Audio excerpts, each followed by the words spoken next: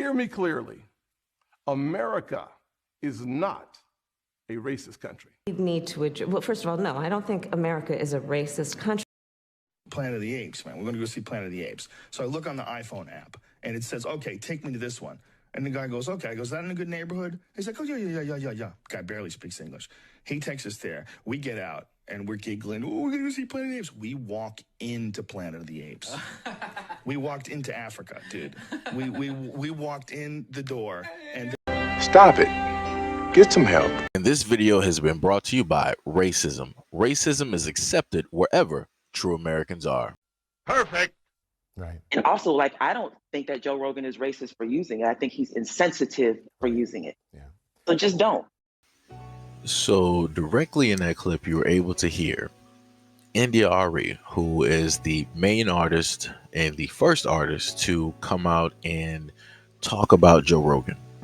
She had a compilation video of clips where Joe Rogan had repeatedly used the slur. Now, a lot of people stated that, well, you know, the context is necessary. What specifically was he talking about? What was the topic? You know, they wanted to try to give any type of justification as to the use of the word. And then on top of that, just to, you know, further add a little bit more context, because everybody wants context. This is why I specifically put in the video at the very beginning where he was describing going to the movies, and a driver who couldn't really speak any English took him directly to a movie theater in a black neighborhood. He was going to see Planet of the Apes. And while going to see Planet of the Apes and going to this movie theater, he noticed that the area is within a black neighborhood and everybody that was there was black. And he referred to the black people there as Caesar, as the apes, and said that as soon as he stepped out, it was like he stepped into Planet of the Apes. It's as if he stepped into Africa. So even if you have context, no matter what the context that's used in order to give the justification, it's still wrong. It still sounds pretty jacked up. But like I said before, a lot of people won't understand that, let alone even care, because it has nothing to do with the description of the group of people that they roll with.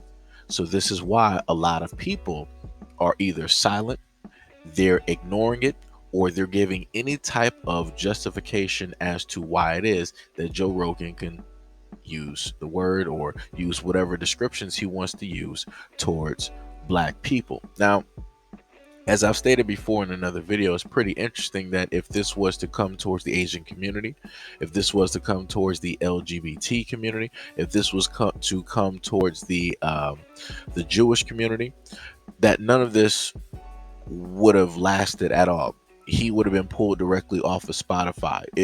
That would have been it. None of the three communities I listed, none of them would have stood for that at all, because all of them have money, they have backing, they have political power, they also have laws in place. Like I said, they have many things in place which black people do not. Those groups are playing chess, black people are playing checkers. This is clearly the reason why Joe Rogan is still on Spotify with that $100 million deal at this moment in time, while artists like Arie are getting paid very little to nothing at all for their streams of their music on that very same platform that Joe Rogan, who is not even a music artist at all, is being paid $100 million, right? My main thing here, and as I've stated to black people before, we can agree to disagree. I will disagree with Arie on the fact where she stated that he's not racist, he's just misinformed or ignorant of the use of the word. No, he is a part of the reflective majority, the same reflective majority who have made laws, rules, and regulations against black people for the color of their skin, and justifying that reason because he said that our minds were that of animals, that we are on the lower tier of the system, that we are not even really considered human. They still have laws set in place where they can legally still hold black people in bondage and still have them doing slave work. So there's some other information directly right in front of you that deals with the Vermont legislators and things that people are trying to bring directly in front of them. Like I told you guys before, there's a multitude of things that are still happening and still ongoing in this country, right? In plain view, right underneath people's noses. But due to the fact that we're so focused on a lot of the other nonsensical things, aka the Coliseum is open, right? Meaning that all of the entertainment, the Super Bowl and a variety of other things that people like to watch in order to escape real life, this is how a lot of these things are still in existence. This is why a lot of these things are able to still take place and happen. This is yet again why people say that it is important for Black people to start reading.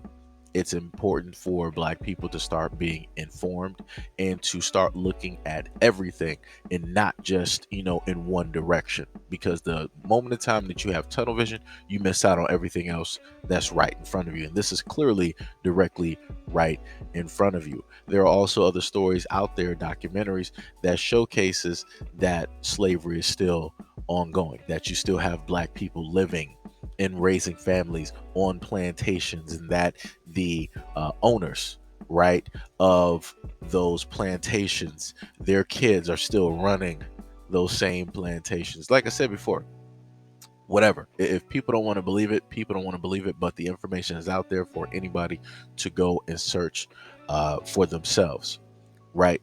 And the other thing about the 5-minute piece, because it was at least 5 minutes, but the 5-second clip is the main part that people want to talk about, not completely understand.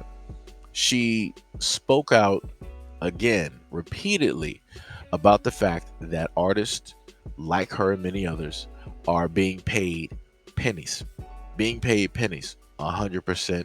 And she just was stating that, something needs to happen. But also within that, she stated this to the artist and understand, because he's in that position, he makes a lot of money. Maybe he can join forces with you and help you guys to get to where you want to meet there's some sort of happy medium, so to speak. I mean, I think it would be a beautiful thing. It's a beautiful thing when people are allies to each other in any realm.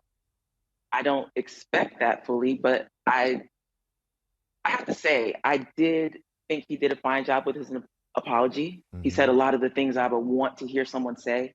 The thing that stuck out for me most was when he said, "It's not my word to use." Right.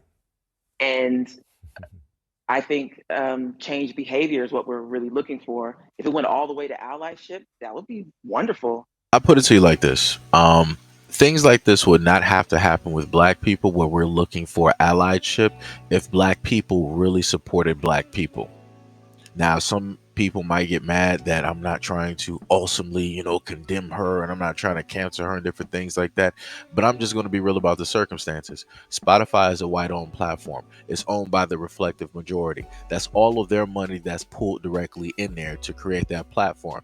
And it's Black people that are more than likely giving a nice share or chunk of their money directly to that platform, or at least their time and their energy when they're listening to different artists' music. And as I've commonly stated before, we would not need to ask for help. We wouldn't have to look for allyship. We wouldn't have to look for changed behavior and ask people to apologize if we simply created our own platform, and then on top of creating our own platform, supported that Black platform. Because the interesting thing about Black people, at the end of the day, we will have all of this political talk. We will have all of this militant talk. We'll say how we'll do this. We'll say how we'll do that. But at the end of the day, let's just be real. Let's keep it 100% factual. 9 times out of 10, Black people do not want to support and patronize other Black people. That's going straight from the hip. So you can get mad at what I'm saying. You can get mad at India Arie. But at the end of the day, ask yourself this. How many Black platforms are you supporting? How many Black businesses are you supporting? How many Black individuals are you supporting at the end of the day? Matter of fact, it don't even have to be anybody on social media. It can be a friend or a neighbor that's coming up with a business or a business idea or a business plan. Are you actually venturing with that person to, put capital towards that plan so that they can become successful? Chances are you're not. What about a family member? Yet again, chances are you're not. What about yourself? Guess what? Chances are you're not. So like I said before, I could take this directly away from social media and put it directly into the perspective of dealing with your friends, families, and your coworkers and your neighbors. And chances are you're not doing anything to actually support or feed towards that person's goal. Because at the end of the day, you more than likely yourself don't even want to feed your own goal out of fear, out of anxiety, out of that whole unknown of what might happen, out of that whole unknown that you just automatically feel that you're going to fail, out of that whole thing that you're like, well, it's too much responsibility to work for myself. I might as well just, like I said before, and I told y'all before at the beginning of the video, yes, I highly disagree with India Arie. I really do. But in all of her songs and all of her records, she has always had a message that is about Black women, Black people, and the Black community. She has always been consistent in her music. So this is her perspective. That is her point of view, because she has to, in a sense, look for allyship and help from everybody else. Because 9 times out of 10, Black people are not willing to ally with themselves. And that's just a fact. Look at the Asian community, look at the LGBT community, look at the Jewish community, look at the Arab community, look at every other community. Regardless on how they disagree, they will still come together, pull money together, and make sure laws and whatever else is basically passed. They'll make sure to get the notice of any political official that they need to have pull strings in order to get things done. What are Black people doing? Oh no, I'm doing it for myself. I'm on top right now. I'm not worried about anybody else. That's their problem. Said before, just remember, while you're sitting up there judging India Arie and you got your harsh criticisms, what specifically are you doing to benefit Black artists so that they'll have their own platform, so that they don't have to sit up there and beg anybody for help? Black people, what are you doing? But anyways, let me know what you guys think about this video and everything that I listed in the comment description below. And as always, peace, love, and stay tuned for the next video.